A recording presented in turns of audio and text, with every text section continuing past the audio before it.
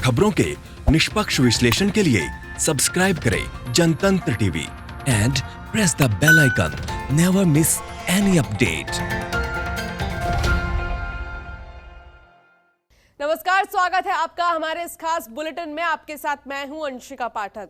Reporter live, इससे तो आप समझ ही गए होंगे कि तमाम रिपोर्टर्स हमारे साथ जुड़ेंगे जो हर बड़ी खबर के बारे में बताएंगे और साथ ही साथ क्या कुछ अपडेट है तमाम बड़ी चीजों को लेकर वो भी आप तक पहुंचाएंगे। ये बुलेटिन कई मायनों में खास है और साथ ही साथ आपको बता दें कि पूरे दिन क्या क्या होने वाला है और किस बड़ी खबर पर आज नजर रहेगी, चाहे वो राजनीतिक जगत की खबर हो, क्राइम की खबर हो या फिर कोई और। आप तक हमारे रिपोर्टर्स पहुंचाएंगे सारी खबरें। इन तमाम चीजों को लेकर उनसे हम चर्चा भी करेंगे और साथ ही हर राज्य में मौजूदा हालात कैसे हैं, क्या हो रहा है, इसके बारे में भी बताएंगे। तो आपको सीधे लिए चलते हैं तमाम रिपोर्टर्स के पास। इस वक्त हमारे साथ सारे रिपोर्टर्स मौजूद हैं और साथ ही एक के बाद एक वो रिपोर्टर्स बताएंगे भी आखिर क्या कुछ अभी फिलहाल ताजा स्थिति, ताजा हालात है राज्य के। तो लद्दाख की अगर हम बात करें, बिहार से खबरें सामने आ रही हैं। बड़ी खबर है,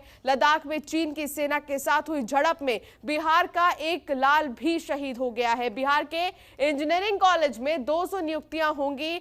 बिहार पूरी तरह से चुनावी मोड में आ चुका है। आरोप प्रत्यारोप का दौर भी जारी हो गया है। तो वहीं आरजेडी नेता रघुवंश प्रसाद सिंह की तबीयत के बारे में भी खबरें सामने आ रही हैं। तो वहीं बिहार में मौसम विभाग ने भारी बारिश की चेतावनी भी जारी कर दी है। तो ये तमाम बड़ी और अहम खबरें हैं बिहार की और इसको लेकर ज्यादा बातचीत के लिए रेजिडेंट एडिटर बिहार से श्रीकांत प्रत्यूष हमारे साथ जुड़े हैं। श्रीकांत, क्या जानकारी मिल रही है? देखिए, सबसे पहले आपने बात की कि भारत और चीन की सीमा पर जो गोलीबारी, जो हिंसक झड़प हुई है, उसमें एक बिहार का सैनिक मारा गया है। वैसे तो 20 भारतीय सैनिकों की मौत हुई है, 20 भारतीय सैनिक शहीद हुए हैं, लेकिन एक शहीद बिहार का है, छपरा जिले का। और जैसे ही पता चला कि बिहारी लाल शहीद हो गया है सीमा पर, तो लोगों का सीना फक्र से चौड़ा भी हुआ, लेकिन दुख का पहाड़ भी गिर गया, क्योंकि लोग बहुत आहत हैं इस खबर से और लोगों का आने जाने का, उनके घर पर पहुंचने का सिलसिला जारी है। लोग परिजनों से मिलने जा रहे हैं।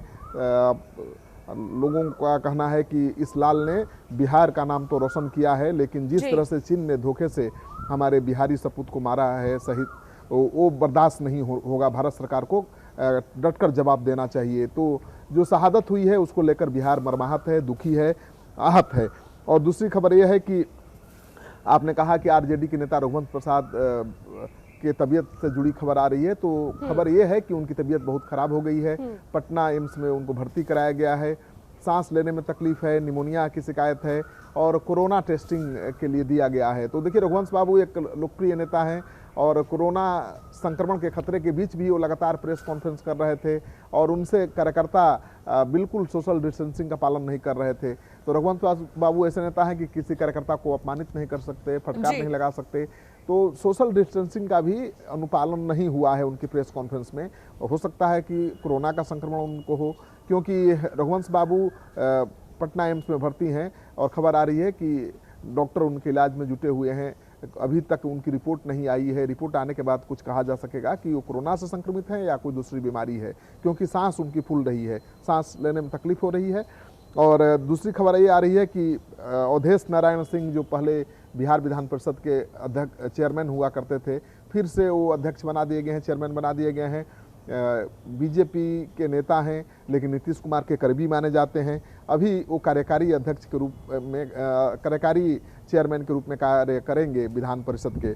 ये बड़ी खबर है। दूसरी बड़ी खबर ये है कि लालू यादव और तेजस्वी यादव का पटना में पोस्टर लग गया है। पोस्टर में लालू और तेजस्वी को भ्रष्टाचारी बताया गया है। लालू को भ्रष्टाचारी राजा बताया गया है, तेजस्वी को भ्रष्टाचारी राजकुमार बताया गया है और लिखा गया है कि भ्रष्टाचारी राजा 27 साल 6 महीना के न्यायिक प्रवास पर हैं, तो भ्रष्टाचारी राजकुमार 56 दिनों के अज्ञातवास पर हैं। तो लालू यादव पर हमला किया गया है पोस्टर के जरिए। आपको पता है कि पोस्टर वार जारी है, बिहार में विधानसभा चुनाव है, उसको लेकर तेजस्वी यादव और जेडीयू के बीच पोस्टर वार जारी है।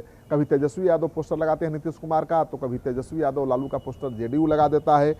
और दूसरी श्रीकांत, बड़ी खबर यह पोस्टर है वॉर कि की आप बात कर रहे हैं। साल है चुनावी तो माहौल में सरकार हम ने- देखते हैं कि तमाम जो नेता हैं, तमाम जो विपक्षी पार्टीज हैं, वो लगातार ट्वीट के जरिए हमेशा आरोप और प्रत्यारोप एक दूसरे पर हम देखते हैं, लगातार ये सिलसिला जारी रहता है। इसके अलावा हम देखते हैं कि लगातार सोशल मीडिया के जरिए, सोशल प्लेटफॉर्म पर आकर एक दूसरे को घेरने की कोशिश करते हैं। लेकिन बिहार ने एक अलग ही ट्रेंड सेट कर दिया है।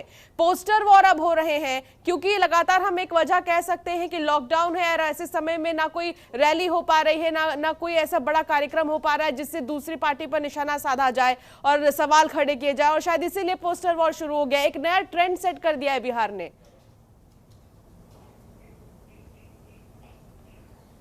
निश्चित रूप से बिहार में पोस्टर वार के जरिए ही लड़ाई हो रही है और एक से एक पोस्टर जारी हो रहे हैं, कभी लालू यादव का, कभी तेज प्रताप का, कभी तेजस्वी का, तो कभी जेडीयू का, और पोस्टर के जरिए मुद्दों को उठाने की कोशिश की जा रही है। देखिए, पोस्टर एक ऐसा चीज होता है जो लोगों को आकर्षित करता है।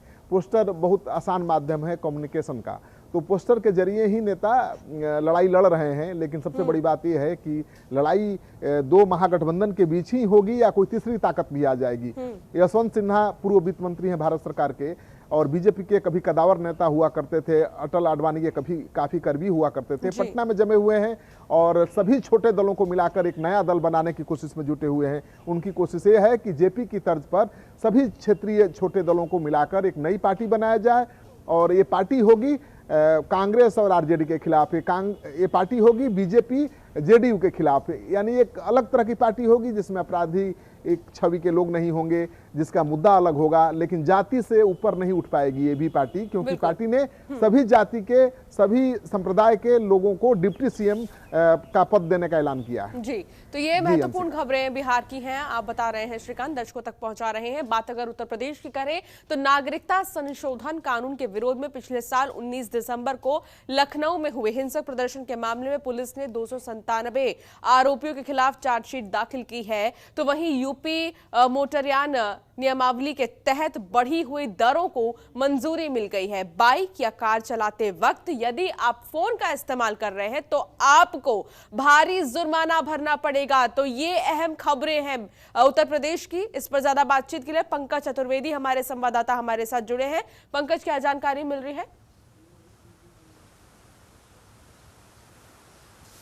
देखिए, सीए और एनआरसी जो कानून था उसके खिलाफ उत्तर प्रदेश में भी आंदोलन हुआ था, देश भर में ही हुआ था। लखनऊ के घंटाघर में काफ़ी दिनों तक ये आंदोलन चला था, जिसमें आज पुलिस ने कल 297 लोगों के खिलाफ चार्जशीट फाइल की है, जिसमें 28 लोगों के खिलाफ गैंगस्टर एक्ट जैसी कार्रवाई की गई है, जबकि 43 लोगों के खिलाफ गैर जमानती वारंट जारी किया गया है। साथ ही 63 एफआईआर इस पूरे मामले में हुई थी। तो पुलिस ने कल इस पूरे मामले की फाइल जो है चार्जशीट कर ली है, जिसमें 20 लोगों पे गंभीर आरोप है। साथ ही कल उत्तर प्रदेश सरकार के कैबिनेट में कई अहम प्रस्ताव पास हुए, जिसमें उत्तर प्रदेश से माइग्रेशन आयोग की बात की गई, उस पर कल बैठक भी हो गई, आयोग बनाया गया। साथ ही मोटरयान जो अगर मोटरसाइकिल या गाड़ियों से चलते वक्त फ़ोन का इस्तेमाल करते हैं तो उसके जुर्माना भारी भरकम कर दिया गया है, और इसका कारण है कि दुर्घटना को रोकने के लिए सरकार ने ऐसे कदम उठाए हैं। इसके जरिए सरकार को राजस्व का भी बड़े पैमाने पे फायदा होगा, चूँकि लॉकडाउन, कोरोना संक्रमण, इन सब चीज़ों से निपटने के लिए सभी प्रदेशों की जो आर्थिक स्थिति है वो खराब हुई है। अब सरकार इसी के बहाने चूँकि जो इसका बढ़ाया है, दुगना जुर्माना किया है सेल फोन या अन्य चीज़ों को लेकर के, इससे सरकार को मुनाफा होगा ही, साथ ही सरकार दुर्घटना रोकने में भी कामयाब होगी, क्योंकि बहुत सारी दुर्घटनाएं फ़ोन की वजह से होती है, पीछे की आवाज़ नहीं सुनते, उनका ध्यान अलग होता है, ऐसे में दुर्घटनाएं हो जाती है।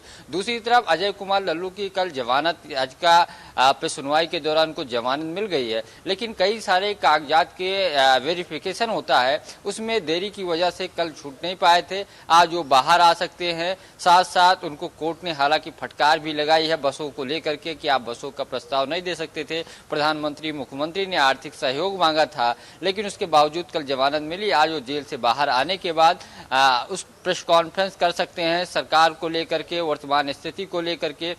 दूसरी तरफ मध्य प्रदेश के राज्यपाल लालजी टंडन बीते 3 दिनों से लखनऊ के मेदांता हॉस्पिटल में एडमिट हैं। वो वेंटिलेटर लाइफ सपोर्ट सिस्टम पे हैं। फिलहाल कल उनको वहां के मुख्यमंत्री शिवराज सिंह चौहान के साथ साथ कई बीजेपी के नेता चार्टर प्लेन से देखने आए। इसके साथ साथ उनके जो बेटे हैं उत्तर प्रदेश सरकार में मंत्री आशुतोष टंडन से भी प्रधानमंत्री, राष्ट्रपति के साथ साथ पूर्व मुख्यमंत्री उत्तर प्रदेश अखिलेश यादव सहित कई नेताओं ने हालचाल जाना, क्योंकि उनकी हालत 3 दिन से क्रिटिकल बनी हुई है। आज भी कई नेता उनको देखने पहुंच सकते हैं। थोड़ी देर के बाद मेदांता हॉस्पिटल के डायरेक्टर राकेश कपूर इस संबंध में मेडिकल बुलेटिन, वर्तमान उनकी स्वास्थ्य स्थिति क्या है उसको लेकर के जारी करेंगे। दूसरी तरफ मौसम मानसून से पहले उत्तर प्रदेश में आज सुबह से ही रिमझिम जो बारिश है वो शुरू हो चुकी है। हालांकि आने वाले 2 से 3 दिनों के अंदर मानसून उत्तर प्रदेश में दस्तक दे सकता है, लेकिन आज पूर्वी उत्तर प्रदेश सहित कई जिलों में भारी बारिश का अनुमान जताया गया है और सुबह से ही कई जिलों में बारिश की भी खबरें आ रही हैं। अनन्या, करेंगे राजस्थान की ओर, जहां राजस्थान में कांग्रेस और बीजेपी राज्यसभा के चुनाव के कारण सियासी क्वारंटीन में चली गई है। अब 19 जून के बाद ही प्रतिनिधि जनता के बीच जाएंगे। साथ ही बता दें कि राजस्थान की दूसरी राज्यों से लगती सीमाओं को दोबारा खोल दिया गया है। राजस्थान में कोरोना से मौत का ग्राफ भी लगातार बढ़ता जा रहा है। तो ये अहम खबरें हैं राजस्थान की। इस पर ज्यादा बातचीत के लिए अरविंद पालावत हमारे संवाददाता हमारे साथ जुड़े हैं। अरविंद, क्या जानकारी मिल रही है? देखिए, राजस्थान की बात करें तो राज्यसभा चुनाव को लेकर जहां पहले और शिवविलास किशोर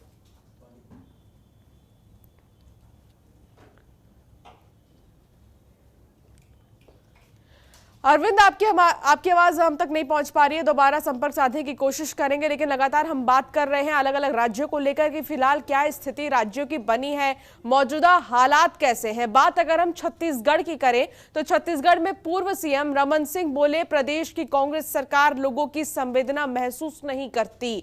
तो वहीं निर्माणाधीन राष्ट्रीय राजमार्गों के कार्यों को गति बढ़ाने के लिए भी कहा गया है। तो वहीं छत्तीसगढ़ में पिछले 24 घंटे में कोरोना के 31 नए मामले सामने आ चुके हैं, जिससे चिंता बहुत ही ज्यादा बढ़ गई है। मनमोहन नेताम हमारे संवाददाता हमारे साथ जुड़े हैं। मनमोहन, क्या जानकारी मिल रही है तमाम खबरों को लेकर? देखिए, छत्तीसगढ़ में कोरोना के मामले में छत्तीसगढ़ में कल 31 नए मामले देखने को मिले हैं और यहाँ पर राहत भरी खबर ये है कि 102 जो मरीज हैं वो ठीक होकर के यानी कि वो डिस्चार्ज होके चले गए हैं और अब तक जो आंकड़ा है छत्तीसगढ़ में 1784 आंकड़ा पहुंच चुका है। मैं बता दूं कि छत्तीसगढ़ में जिस तरीके से लगातार कोरोना के नए नए मामले देखने को मिल रहे हैं, इसे लेकर प्रशासन तो अलर्ट है ही एवं अनेक विकासखंड एवं तहसील को रेड जोन एवं ऑरेंज जोन में वो डिवाइड कर दी है और लगातार मॉनिटरिंग कर रहे हैं। इसके साथ बता दूं कि छत्तीसगढ़ में जिस तरीके से बीजेपी जनसंवाद रैली कर रही है और इस जनसंवाद रैली में प्रदेश के पूर्व मुख्यमंत्री डॉक्टर रमन सिंह ने प्रदेश की सरकार को आड़े हाथों लिया है और उन्होंने यहाँ पर बताया है कि प्रदेश की सरकार लोगों के प्रति संवेदनशील नहीं है, वह कोरोना के मामले में विफल होती जा रही है। तीसरी बात बता दूं कि छत्तीसगढ़ के मुख्यमंत्री भूपेश बघेल कल ही वीडियो कॉन्फ्रेंसिंग के जरिए पीएम मोदी से बात किए कॉन्फ्रेंस में और वहां पर उन्होंने बताया कि छत्तीसगढ़ में जिस तरीके से आर्थिक स्थिति कमजोर हो रही है और इस आर्थिक स्थिति कमजोरी की वजह कोरोना संकट है और कोरोना के मामले ज्यों ही यहाँ पर कम होंगे, आर्थिक स्थिति की जो पटरी है वो आर्थिक स्थिति कमजोर हो रही है वह बराबर हो जाएगी। लेकिन जिस गति से प्रदेश में कोरोना के संकट बढ़ रहे हैं वह काफी चिंताजनक है। और चौथी बात बता दूं कि छत्तीसगढ़ के सीएम भूपेश बघेल ने केंद्रीय सड़क परिवहन मंत्री नितिन गडकरी को पत्र लिखा है और पत्र में उन्होंने कहा है कि प्रदेश में जिस तरीके से जो राष्ट्रीय राजमार्ग है एनएच निर्माण कार्य चल रहे हैं उसे गति लाने के लिए उन्होंने आग्रह किया है कि जिस तरीके से प्रदेश में एनएच के कार्य चल रहे हैं उस कार्य को गति लाया जाए। और पांचवी बात बता दूं कि छत्तीसगढ़ में जिस तरीके से अभी कृषि कार्य होने हैं और कृषि कार्य होने के पहले ही रेका छोका का जो रहता है यहाँ की स्थानीय भाषा में बोली जाती है, यानी कि जो प्रदेश में जिस तरीके से गौठान निर्माण किए गए हैं और गौठान में जिस तरीके से यहाँ पर जो पशुओं को सुरक्षित रखा जाए, उन्हें इधर उधर आवारा तरीके से घूमने न दिया जाए, इसे लेकर के जो प्रदेश के मुख्य सचिव हैं वो सभी जिलों के कलेक्टरों को निर्देश किया है कि किसी भी स्थिति में जो आवारा पशु है घूमने न पाए और उन्हें गांव के गौठान में एवं गांव में ही उन्हें एक जगह एकत्रित किया जाए, ताकि जो आवारा पशु है वो आवारा पशुधन है वो फसल को नुकसान न पहुंचाया जाए। और अगली बात बता दूं कि छत्तीसगढ़ में जिस गति से कोरोना की ग्राफ बढ़ रहा है, उस गति से देखते हुए आशंका लगाया जा रहा है कि आने वाले समय में कोरोना का ग्राफ और भी बढ़ सकता है। मैं बता दूं कि गरियाबंद जिले का एक ऐसा पुलिस थाना है जहां पुलिस थाने को सील कर दिया गया है, क्योंकि वहां पर एक आरक्षक है वो कोरोना पॉजिटिव पाया गया था, जिसके कारण तो अब लगातार हम ये देख रहे हैं कि छत्तीसगढ़ में भी जो हालात है वो चिंताजनक हो रहे हैं। मनमोहन बहुत महत्वपूर्ण जानकारी अब दर्शकों तक पहुंचा रहे हैं। राजस्थान की हम बात कर रहे थे, राज्यसभा चुनाव के मद्देनजर तमाम पार्टियां अपने विधायकों को और साथ ही साथ अपने जितने भी तमाम बड़े बड़े लीडर्स हैं उनको साधने की कोशिश में जुट गई है। एक तरफ जहां कांग्रेस पार्टी के तमाम विधायक होटल में रखे गए हैं, उन्हें शिफ्ट कर दिया गया है और वहां पर ही जाकर जो बड़े नेता हैं उनसे बातचीत कर रहे, तो वहीं बीजेपी भी यही काम कर रही है। तो लगातार हम देख रहे हैं कि राज्यसभा चुनाव के मद्देनजर पूरा जोर यहां पार्टियों की तरफ से लगाया जा रहा है ताकि बहुमत से जीता जाए। इसके अलावा कोरोना के मामले भी लगातार बढ़ रहे हैं। अरविंद पलावत हमारे संवाददाता एक बार फिर हमारे साथ जुड़ गए हैं, उनसे हम बातचीत करते हैं। अरविंद, क्या जानकारी मिल रही है?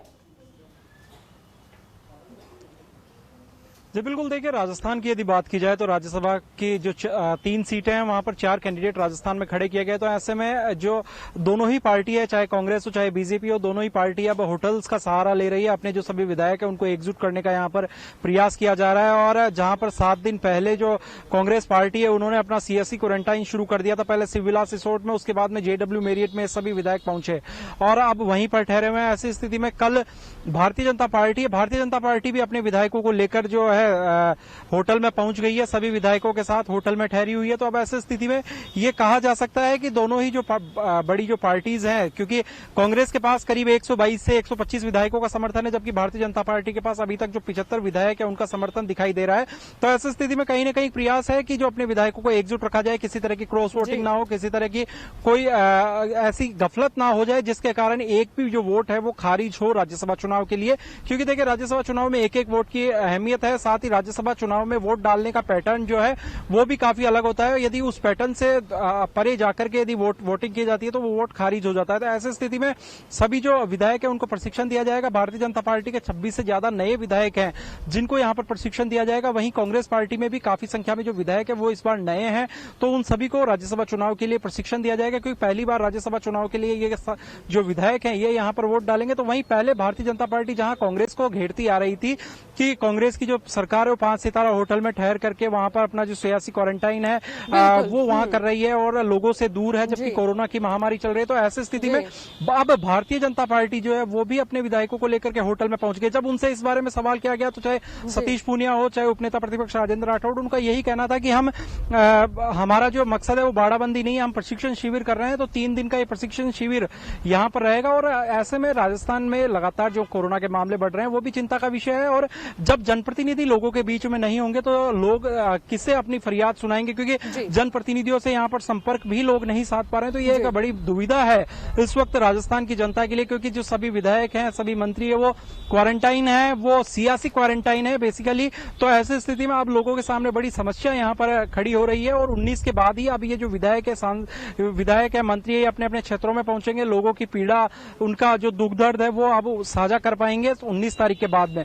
तो ऐसी स्थिति में कहीं ना कहीं एक बड़ी चीज यहाँ पर सामने है कि जब लोग कोरोना से परेशान हो रहे थे उस समय जो दोनों ही पार्टी है वो सियासत के लिए होटल्स में जाकर ठहर चुकी है।